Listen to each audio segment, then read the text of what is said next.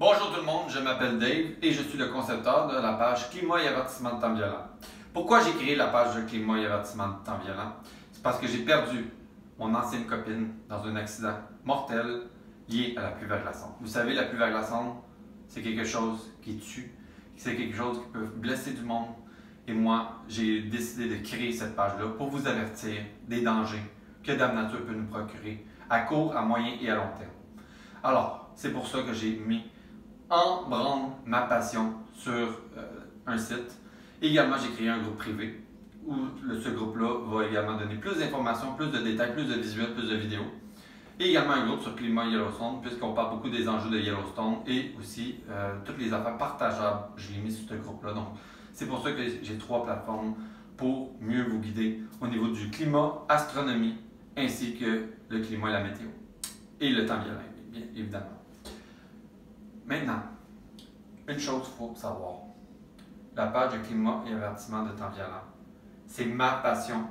C'est le montant que je mets pour vous, pour que vous compreniez les phénomènes météorologiques, pour que vous soyez préparés aux phénomènes violents et également que vous soyez préparés des intempéries, que ce soit à court, moyen, long terme. Je sais, la météo, c'est une science inexacte. Par contre, j'essaie de faire en sorte que la vulgarisation que je vous donne le plus de détails par grande ville, par secteur et dans la province de Québec. Et même dans des cas d'exceptionnels autres endroits à travers le monde, dont les ouragans, les typhons, et même des secteurs en Europe par rapport aux vagues de chaleur, les sécheresses, etc. Donc, c'est pour ça la création de ma page de climat. Et je vous en remercie en grand. Et merci, parce que grâce à vous, le bouche à oreille fonctionne à un niveau exceptionnel. Et ça, c'est grâce à vous. Vous en parlez, la personne est curieuse, l'autre personne va aller la voir. La personne va partager. Oh, une personne va... Donc, parlez-en bien, parlez-en mal, mais parlez-en. C'est mon dicton. Ou plutôt mon slogan. Maintenant, je vais vous parler de l'hiver. Là, vous savez que l'hiver s'en vient. Tout le monde a peur de l'hiver qu'on va avoir. Mais je vais vous parler de 2 mises en situation qu'il va y avoir cet hiver. Donc, vous voyez les cartes en arrière de moi. Alors, pour les cartes qui se passent, c'est qu'en ce moment, vous voyez bien le Canada ici, et vous voyez beaucoup de détails sur le visuel. Et je vais vous l'expliquer dans le fond, le visuel, c'est très très simple. Il y a une situation particulière, et c'est pour ça que j'insiste là-dessus aujourd'hui, que je veux vous parler. Et c'est pour ça que ma prévision de l'hiver, je ne la donne pas officiellement finie. Parce qu'il y a des données qui me manquent, et ces données-là, je vais les visualiser au cours des prochaines semaines et je vais pouvoir vous donner un aperçu plus détaillé pour l'hiver au mois de novembre. OK. Là, je vais vous expliquer qu'est-ce que le PDO.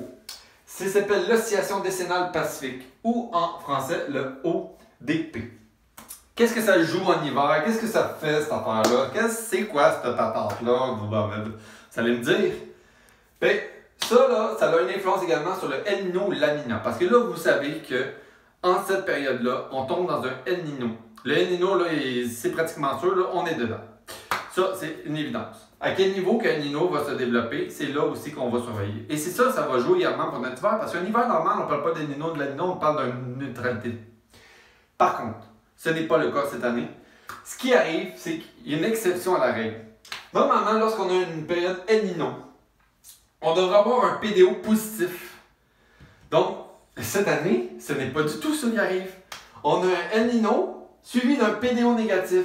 Et qu'est-ce qui fait la différence entre un PDO négatif et un PDO positif? Bien, ce sont les images ici que vous avez vues. Donc, le PDO négatif, c'est la rentrée d'air chaud de la mer du Japon, de la Russie en direction de l'Alaska et de la Colombie-Britannique. Donc, une bonne masse d'air chaud.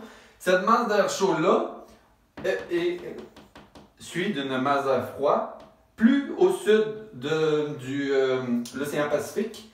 Et le couloir El Niño, c'est pour ça qu'on pourrait parler d'un El Niño Modoki, donc de 1 ou 2 régions sur 4 qui seraient touchées dans des températures peu élevées, donc 2 régions neutres. Ou bien un El Niño large, donc les 4 régions donc de El Niño qui seraient touchées. À ce moment-là, on parlerait dans le fond d'un épisode de El Niño modéré fort. Ce qui arrive, c'est que là, en ce moment, si ça aurait été un El Niño, le PDO aurait dit positif. Donc, ce qui veut dire que ça aurait été de l'air froid qui aurait été ici. Ici, ça aurait été de l'air chaud. Et ce n'est pas ce qui se passe. La dernière fois qu'on a vu ce type de scénario-là, imaginez-vous donc, c'est en 93-94. Et au Québec, on a connu un hiver long, qui a commencé dès novembre, puis qui a fini mi-avril. Et il y avait eu beaucoup de précipitations de neige. Allez voir les archives, vous allez capoter. Est-ce que ça va être ça qui va se passer cette année? C'est à suivre parce que le PDO négatif a une tendance également à renforcer le La Nina, mais là on est dans un El Niño, ou de diminuer la force du El Niño. Il y a une autre caractéristique aussi à savoir, c'est l'oscillation nord-atlantique. Alors le NAO, là cet hiver, donc dans le fond, qu'est-ce que c'est le NAO? Oui, c'est encore du chinois, mais c'est tous ces termes-là qui font en sorte que je peux vous décrire quel hiver on va avoir au Québec et au Canada. Le NAO. Donc, ce sont les positions des dépressions de l'Islande et l'anticyclone des Bermudes ou l'anticyclone des Açores. Lorsqu'on a un NAO négatif, ce qui va arriver cet hiver, l'anticyclone des Bermudes ou plutôt des Açores va être près des Portugal et de l'Espagne, donc vraiment collé sur l'Europe. Et la dépression de l'Islande va être plus repoussée vers le Groenland.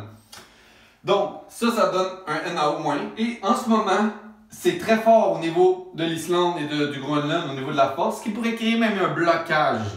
Donc, on parlerait d'un NAO négatif blocage. Parce qu'il risque d'avoir un blocage ici au niveau de la masse et ça pourrait nous donner, bien sûr, des dépressions, même repousser l'air froid jusqu'au centre du Québec. Si on aurait eu un NAO positif, à ce moment-là, d'ailleurs, cet été, on a eu un NAO positif tout l'été. Parce que l'anticyclone des Bermudes était collé sur la mer. Pourquoi qu'on a eu un été exceptionnel? L'anticyclone était quasiment collé sur la côte est américaine. Ce qui nous a tout le temps poussé des grosses chaleurs. Il a fait chaud! Puis pendant ce temps-là qu'il faisait chaud aussi, la dépression était repoussée de l'autre bord. Ce qui faisait en sorte que la chaleur remontait très très au nord. C'est ça qui a fait en sorte que tout le monde a bénéficié de cette chaleur. Un autre facteur à suivre. Je vous parlais également du PDO négatif. Si la chaleur monte vers l'Alaska, vers le nord, tout ce qui est haut redescend. Donc, l'air froid va descendre également. Voilà pourquoi je vous parle que l'hiver va être également froid, parce que le couloir d'air froid va toucher le territoire du nord-ouest, le territoire du Yukon, Saskatchewan, Alberta, Manitoba, Ontario, Québec et les maritimes. Et principalement, les États du Midwest américain vont être fortement touchés parce que ça va tomber là. Là, eux vont geler. Jusque dans le coin de la Géorgie, Atlanta, Missouri, là, ça devrait être le cœur, dans le fond, du froid qui devrait s'installer juste au nord de la Floride. Donc, voilà. Et aussi, une autre répercussion. Pourquoi que le NAO va être moins? L'anticyclone qui est tassé du côté de l'Espagne et du Portugal va également ouvrir la porte aux dépressions qui vont remonter les dépressions côtières à côte est américaine ainsi que le Québec, les maritimes et Terre-Neuve-Labrador, ce qui va pousser les dépressions. Et puisqu'on a de l'air froid, qu'est-ce qui va se passer? Ben, la neige va nous embarrer. Donc, du côté de la rive sud du fleuve Saint-Laurent, une partie de la rive nord du fleuve Saint-Laurent, centre du Québec, est du Québec, va être touchée par plusieurs dépressions côtières, voire de la neige. Et c'est ça qui va être à surveiller, parce que si on a de l'air froid et on a de la neige, les dépressions qui rentrent comme ça, en arrière de dépressions comme ça, c'est l'air froid. Donc si les dépressions passent comme ça, c'est l'air froid. Si les dépressions passent comme ça, c'est l'air chaud ou doux. C'est là qu'on aurait les précipitations verglaçantes. Donc, le pattern, pour en sorte que le courant jet passerait comme ça. Donc les dépressions passeraient de même, nous envoient un courant d'air froid. Et c'est pour ça qu'on va avoir un hiver neigeux et froid. Donc, c'est pour cette raison que l'hiver de cette année, il y a d'autres facteurs. Là. Il y a l'oscillation arctique également que je vais vous parler plus tard, parce que ça, on ne sait pas encore. Là, je vais surveiller pour le mois d'octobre l'Arctique au niveau de la Sibérie. Le taux d'enneigement pour le mois d'octobre et le début de novembre. Si le niveau est élevé, on va parler d'un hiver encore plus froid parce que l'oscillation arctique va jouer. Merci beaucoup de votre collaboration et j'espère que vous avez aimé la vidéo. Et j'espère que c'est clair pour tout le monde. Merci à vous. On se revoit la prochaine fois.